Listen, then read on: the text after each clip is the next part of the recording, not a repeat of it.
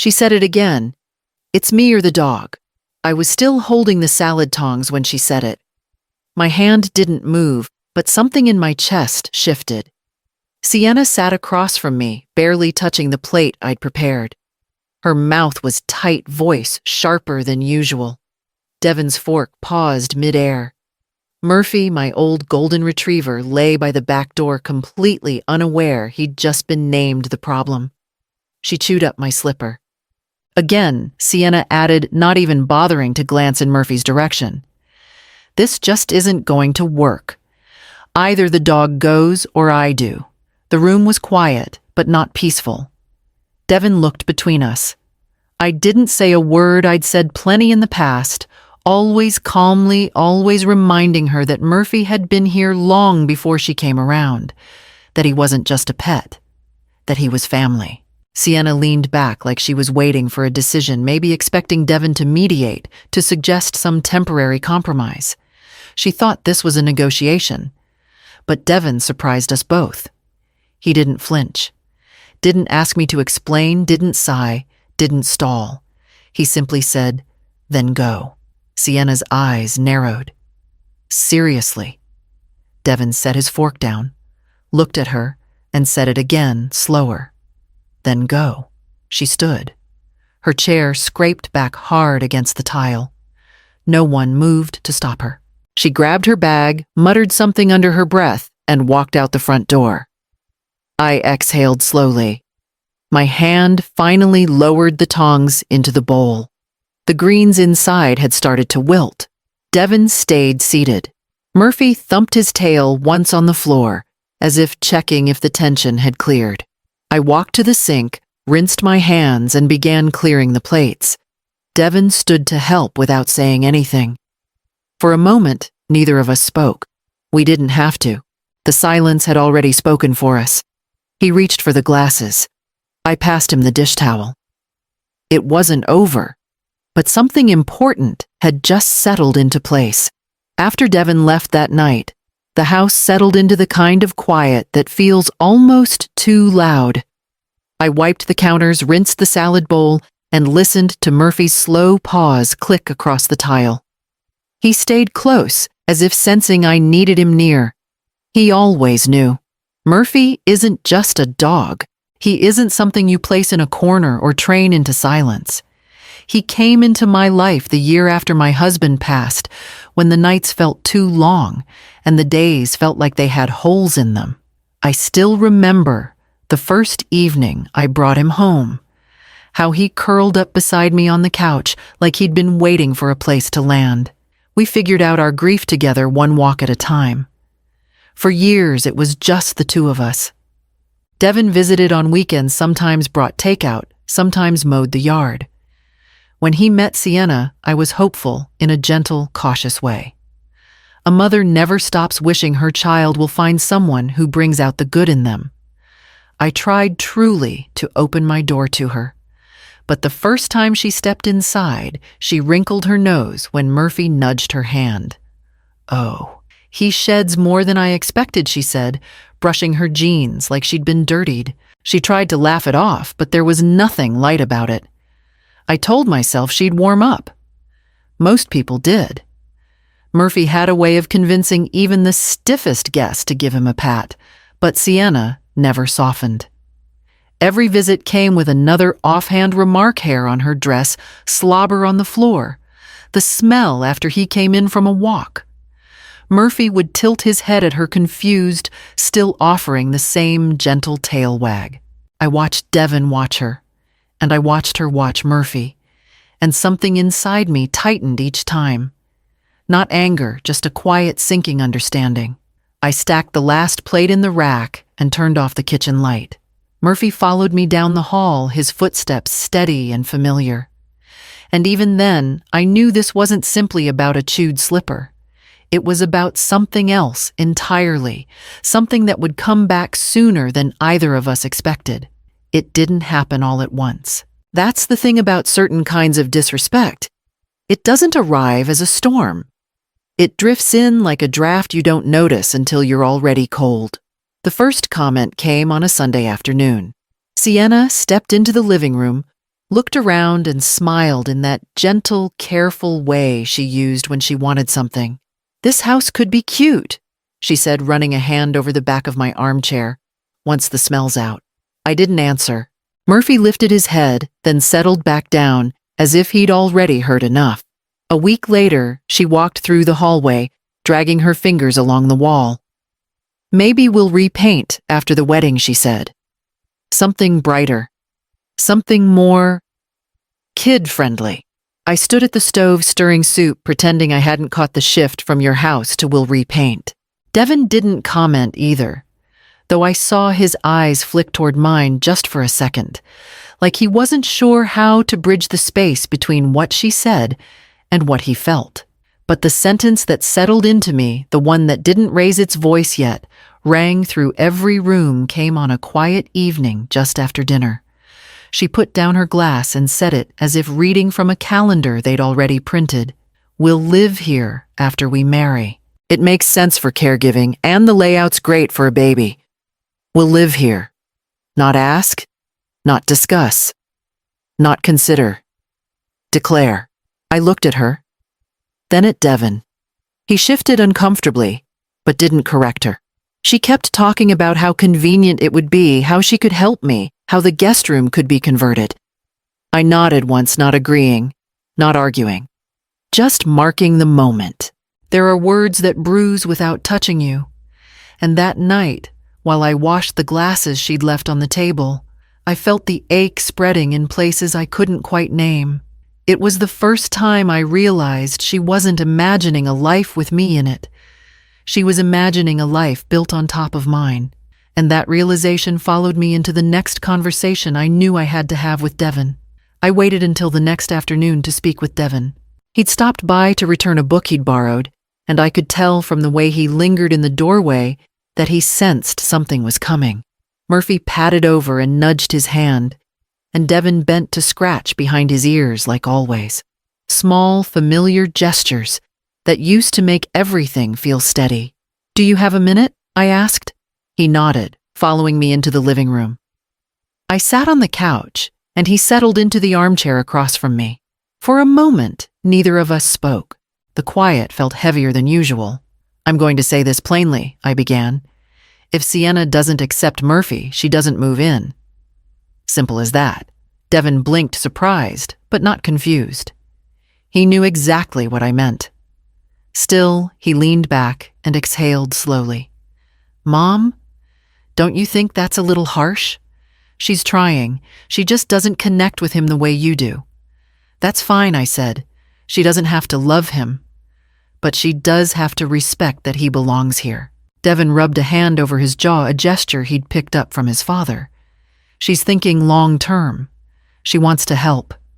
She mentioned it because she cares." I shook my head. "No. She mentioned it because she assumes. There's a difference." He looked down at his hands, clearly caught between defending her and understanding me. I kept my voice steady. "I'm not being harsh, Devin. I'm setting a boundary. And I'm setting it now because if I wait, it'll only get harder to draw later." He didn't argue after that. He just nodded once slowly, like he was trying to fit my words into a space they hadn't been meant to occupy before. Murphy wandered over and rested his head on my knee, sensing the shift before we did. I reached down to stroke his fur, already knowing that this conversation couldn't be the last one we'd have on the subject. The night Sienna brought up the slipper, the air already felt strained. She arrived stiff-shouldered, barely mumbling a greeting before sitting down. Devin tried to smooth the mood, asking about her day, but she answered in short, clipped replies, her eyes darting toward Murphy every few seconds. I placed the roast on the table and had just settled into my seat when she lifted her foot, holding up a mangled slipper like evidence in a courtroom. "He did this," she said, pointing at Murphy, who was quietly lying by the pantry door. "And don't tell me it was an accident. This is the second time. This isn't safe for a child." I looked at the slipper, then at her, then at Devin. I opened my mouth not to defend Murphy. He didn't need defending, but simply to keep the peace for one more moment. I never got the chance. Devin set his fork down. Not abruptly, not dramatically, just deliberately. A small, steady sound that drew every eye to him. No, he said. Sienna blinked. No what? He stays, Devin said.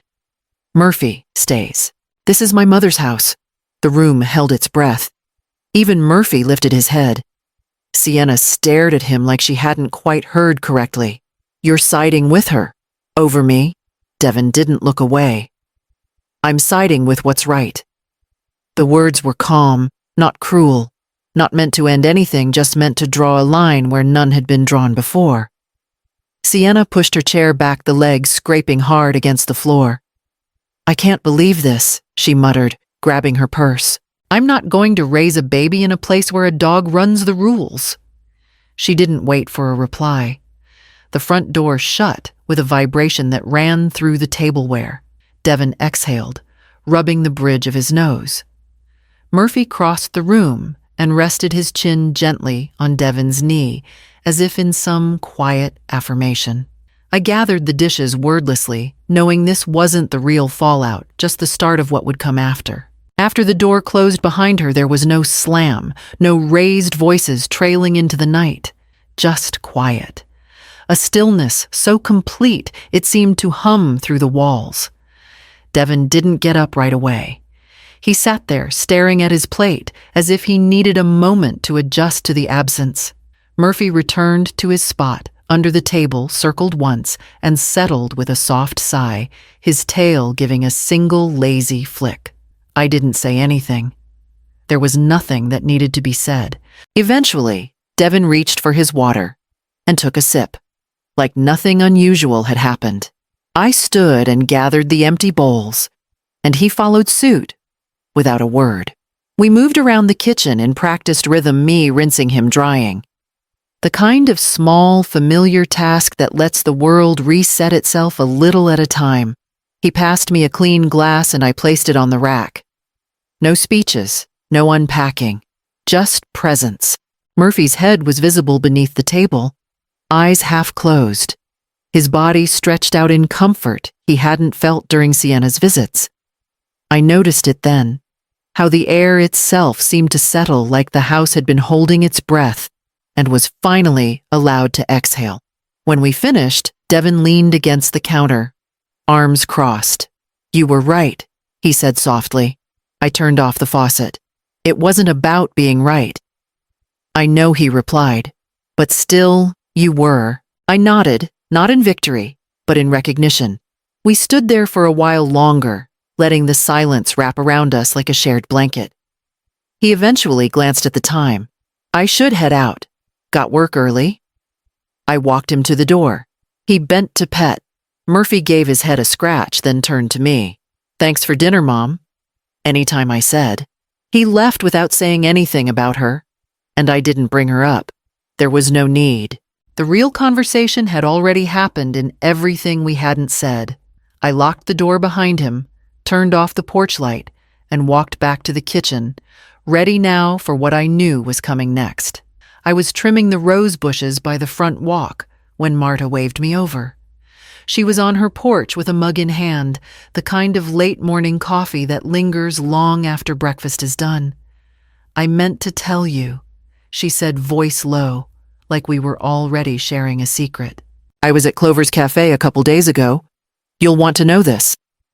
I wiped my hands on my apron and leaned on the fence, waiting. Sienna was there with a friend. Marta continued. Didn't see me or maybe didn't care. She was talking like everything was already settled. Told her friend she'd take over the place once the old lady can't keep up anymore. Her words. And that the dog, that mutt, she called him, would be gone first thing. I didn't react. Not on the outside. I just nodded once and thanked Marta for telling me. She looked a little sorry, like she wished she hadn't, but I was glad she did. I went back to my gardening and didn't finish the row. The shears hung loosely in my hand, and Murphy came to sit beside me, his warm body pressing against my leg, like he knew something had shifted. It wasn't shock. No part of what she said truly surprised me, but something inside me cooled. Not out of anger, something quieter than that. Like standing outside and realizing winter had arrived while you weren't looking. She hadn't seen me as a person, not as a mother, not even as someone with a name, just a step in her plan. An inconvenience to outlast.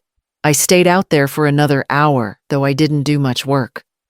I watched Murphy sniff the wind and Chase leaves his tail wagging happy just to exist by my side. When we went back inside, I locked the door behind us slower than usual, and I started putting certain things away, not because I was scared, but because I was done pretending. She didn't mean every word she'd said. I didn't call Devin. I didn't bring up what Marta told me. There are things you say, and then there are things you carry, not because you're hiding them, but because saying them would only spread the rot further. Instead, I started moving through my house a little differently.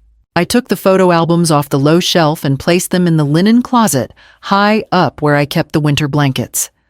I moved the small box with letters from my husband to the locked drawer in the bedroom desk.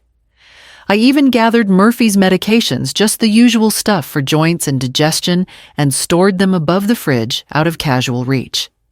None of it was dramatic. Nothing that would draw attention. But it mattered. It was the difference between leaving the front door open and simply choosing to shut it gently behind you. I wasn't afraid of Sienna. That wasn't it. I knew she wouldn't come storming in again, not after the way she left. But something about her words had settled in my bones, the kind of chill that doesn't go away with tea or blankets. She'd spoken like this house, my house, was already hers to organize, repurpose, strip of its soul. Like I was a lamp that would flicker out eventually, and Murphy was just another mess to clean up. So I responded in the only way that felt right, by protecting the pieces of myself that she never saw, never cared to ask about. I didn't retaliate. But I remembered. And that remembering was its own kind of armor. Quiet. Solid. Mine. Murphy didn't notice the changes. He still followed me from room to room, rested his head on my feet. When I read in the evenings, watched the window with the same alert calm he always had. I scratched behind his ear, and he leaned into my hand with full trust. The house felt clearer, somehow emptied of expectation, but full of choice. Later that week, when Devin came by without warning, I knew by the look in his eyes that something had shifted on his side too. Devin came by on a Saturday afternoon unannounced. I heard his car door close, and for a moment wondered if he was here to smooth things over or to reopen a conversation neither of us wanted to revisit. But when he stepped inside, the look on his face told me everything before he even spoke. "You probably guessed," he said, setting his keys on the counter. I nodded. I did. He let out a long breath and dropped onto the couch, elbows on his knees, hands clasped. Murphy trotted over, sniffed his shoes, then pressed his head against Devin's leg, offering quiet comfort. Devin scratched behind his ears with a tired smile. "She wasn't terrible," he said. "I don't want to paint her as something she's not. But she didn't respect you." He paused, searching for words. And once I saw it clearly, I couldn't unsee it. I sat in the armchair across from him. "I never asked you to choose," I said. "I know," he replied quickly. "That's what made it real. You didn't ask. You didn't push. You didn't say anything after she left that night." He leaned back, looking up at the ceiling, as if trying to sort through the last few months. But I kept replaying moments. Little things she said. The way she talked about the house. The way she acted like your life was temporary. He shook his head. I didn't like who I was becoming around her. I didn't like how small you looked in the room when she talked over you. I felt a tightness in my chest, not pain exactly, but something close to relief. "I want someone who values my family," he continued. "Not someone who treats it like something to step over, Murphy nudged his knee again, as if punctuating the point. Devon smiled faintly. He never liked her, you know. I noticed, I said. He leaned forward, resting his elbows on his thighs. It feels better now. Clearer. And in that moment, I knew what he would say next. The porch was quiet, the kind of quiet that settles into your chest instead of your ears. I sat in my usual spot, a light breeze brushing across the yard. The trees rustled gently, no fanfare, no drama. Just the wind doing what it always did, moving things that had long stood still. Murphy lay curled at my feet, chin resting on his paws, tail flicking every so often like he was dreaming lightly. I reached down and scratched behind his ears the way he liked, and he let out a small, satisfied breath. It had been a few days since Devon came by. He hadn't stayed long, but he hadn't rushed out either. There was nothing left to argue over, no leftover tension in the room. Just clarity, soft, strong, and long overdue.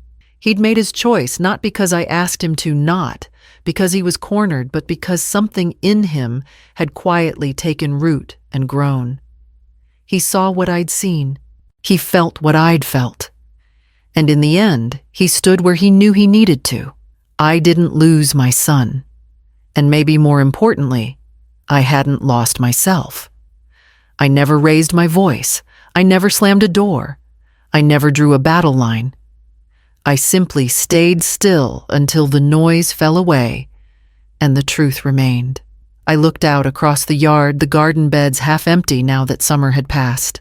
There was peace in knowing I could plant again come spring, that some things would come back stronger than before, because I hadn't rushed to pull them up. Murphy shifted slightly, brushing against my ankle. I bent closer and whispered, without meaning to, like the words had just been waiting for a place to land. He said no, and that's all I needed.